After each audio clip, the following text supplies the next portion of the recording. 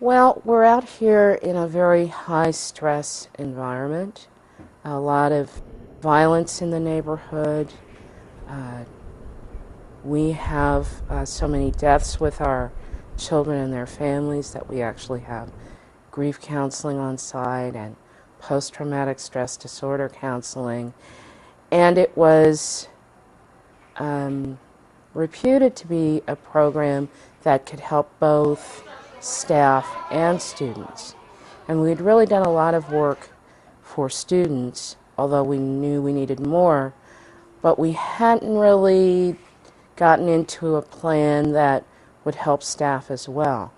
And, you know, it said help with burnout, help with stress-related health problems. And so I said, And they said it was easy. So I said,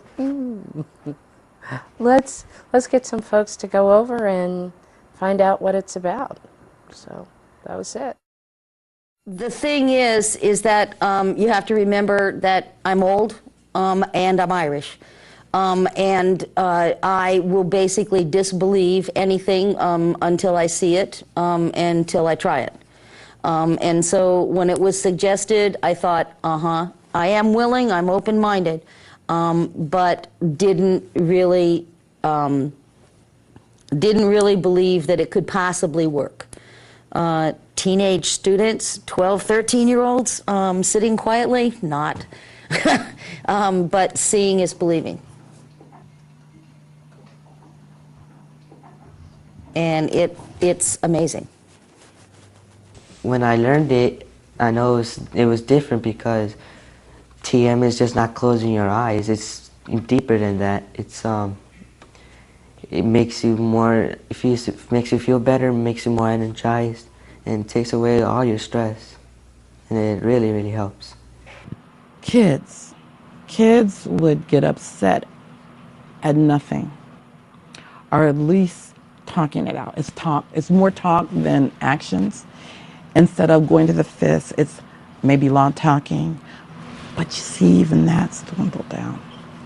And I think what happens is when there's less stressors in the air, or when people feel less stress, it kind of like pervades the whole place. So the adults feel differently. The stress is not gone, but we all feel differently. We act differently. The kids are acting differently.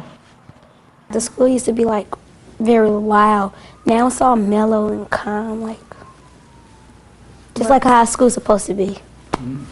It's still loud, but it's like when you're in class, it's quieter than it normally is. Yeah. You pass by the hallways and you can't hear anything but the teacher.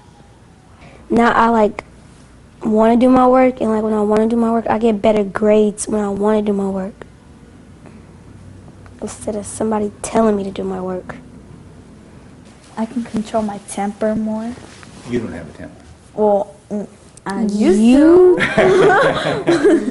You don't think she have a temper? Like, if someone gets up in my face and starts talking about me, I can ignore them now, but before I would probably snap and be like, well, let's fight then. But now I can control it. There was one time I felt that, this is it, I was going to retire. I felt overstressed. But ever since then, the group of eighth grade teachers, we come together and we do meditation during our prep period, the 7th period. And it's such a relaxing thing that I actually look forward to it.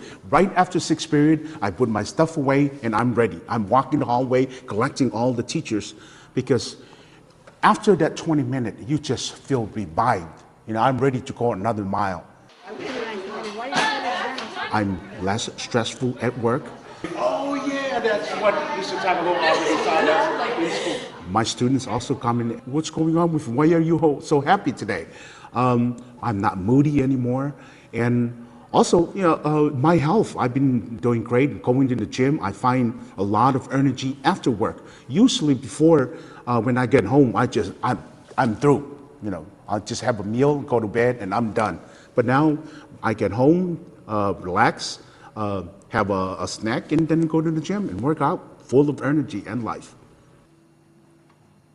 We get to start our school day in a calm and relaxed manner, and we get to end our school day in a calm and relaxed manner. Another reduction we've seen in the school is in the number of referrals to the counseling office. I don't know exactly when our peak was, but definitely before TM started. And since then, I don't know if it's because the teachers are feeling less stressed and they can handle the crises more effectively in the classroom, or if the students are feeling more of a sense of calmness within themselves or acting out less. But maybe it's a combination of the two things. But we've definitely seen a change in the number of referrals to the counseling office, which of course is a positive thing and allows me to have a little bit more free time to do some things that I should really be doing and not handling this many crisis situations. So I'm a principal of a school where people donate things, and someone donates a book or a computer, it has a life of its own, and then after that it's no longer relevant to the situation. It kind of goes back to the proverb about teaching the man to fish. If you give him a fish for dinner, he's had dinner, but if you teach him how to fish, he'll be able to go out and get his own fish. And I think that's what this program is able to give to kids.